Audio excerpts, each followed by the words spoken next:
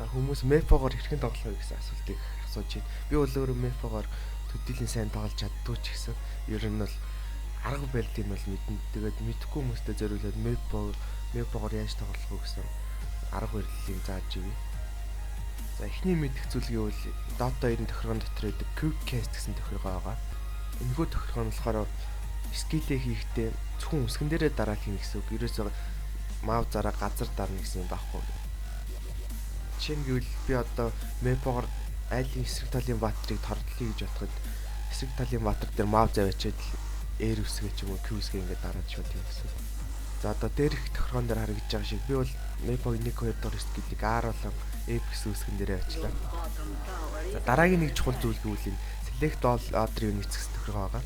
Энэ тохиргоог болохоор F1 юм уу F2 гэсэн төвчин дээрээ байрлуулж хэлэх зүгээр. Тэгээд бүх мэпогоо сонгохлохоор сонгосон байрлуулсан төвчөө дараа бүгдийг сонгоод эсрэг талын баатлууд дайрахад их амар. Бүгдийг сонгоно гэхээр их цаг ордог. За хамгийн гол зүйл нь мэдээж мэпог 2 дугаар скил болох Poop гэсэн скиллийг хурдан хугацаанд яаж хийх вэ гэсэн асуулт байна. Үүний тулд Tab гэсэн товчийг ашиглана. Тэгээд Tab гэсэн товчийг ашиглаад эхний мэпог сонгоцсон байсан бол дараагийн мэпог сонгоно. Тэгээд дахиад Tab дарах юм бол тэрний дараагийн мэпог сонгоно. Мэпонуудаа ээлжид сонгодог тийм товч байгаа.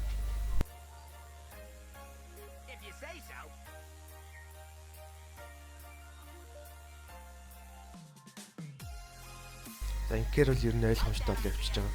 Таба дараад дараагийн мэпог сонгочоод аль мэпо дээр очих вэ гэдгийг сонгоод тэгээд очих мэпо дээр нөгөө 2 дугаар скиллээ байрлуулсан үсгээд дарна. Тэгэхээр одоо л энэ бичлэгэн дээр харагдаж байгаа шиг очих мэпон дээр таба дараад F үсгээд дараад таба дараад F үсгээд дараад таба дараад F үсгээд дараад. Гэхдээ заавал F үсэг халдахгүй. Та бүх ямар төвчин дээр байрлуулмаар энэ төр төвчин дээр л 1 2 дахь скиллээ байрлуулах хэрэгтэй. Хамгийн гол нь 2 дахь скил маш хурдан хугацаанд гүйцэтгэх хэрэгтэй. 2 дахь скил ингэж хийж байгаатай адилхан бас 1 дахь скиллээ Quick Cast гэсэн тохиргоон дээр тааруулаад өгч ин тэгээд өссөн үсгээ дараад 1 дахь скил ордоор хийж явна гэсэн.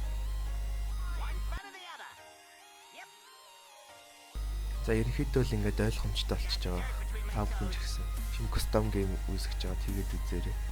За мэпогийн талаар өөр мэдээлэл хүргэе гэвэл мэдээж нэг скиллүүд нь бол ойлгомжтой. Нэгдүгээр скилл нь 2 секунд торлдог. Тэгээд авах тусам болохоор торлох рейнж нь зайн нэмэгддэг, ерөөсөн хугацаа нэмэгдэж байгаа. 2 дахь скилл нь бол мэпогийн биенүүд дээр хоорондоо дамжиж ойр ойртой биетүүдэд дэмэж үзүүлдэг. Энэ болохоор хамгийн чухал скилл гэдгийг бүгд мэдж байгаа. Мэпо тогсрох хамгийн чухал айтемын нэг бол мэдээж цэнхэр уу Canim Scapeter байгаа. Цэнхэр ухсархаар болохоор их бие дээр нэмэгдэж байгаа Strange Agility зэрэг нэмэлтүүд нь нөгөө биетүүд дээр ордог. Тэгэхээр Strange-тэй нэмэгдэхээр бус биетүүдийн цус дагаад ихсэн гэсэн. Харин цэнхэр ухсраагүй болохоор зөвхөн их биеийн цус нэмэгддэг. Тийм болохоор ер нь төргөө хугацаанд цэнхэр ухсрах хэрэгтэй. Түүний дараагаар тэгээд Dagger, Wiltimer, Trask гэл өөрсдийнхөө хүссэн айтем авчаална. Мэпогоор тоглолт сайн зөндөө хятад ялангуяа сайн тоглолдог. Гэхдээ саяхан нөгөө тэмцээнд оролцоод Румыны W33 бас нэлээд сайн тоглолдог. За тэгээд асуух зүйлээ бол комент хэсэг дээр бичиж үлдээгээрэй. Мэдхгүй зүйлээ бол би бас мэдэж аваад тусалж болно.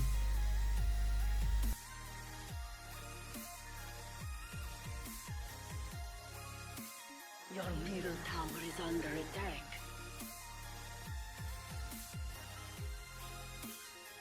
За энэ хүү бичлэгийг үзсэнд баярлалаа. Бичлэг таалагдсан бол лайк дараад комент хийээрэй.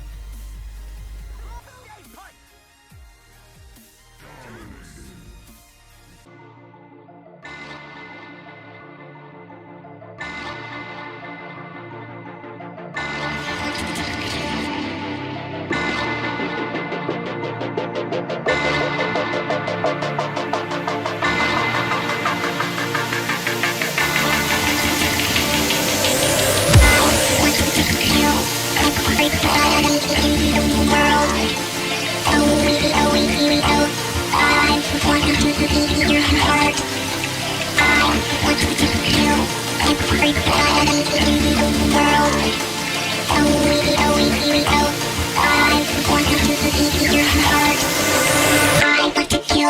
everybody.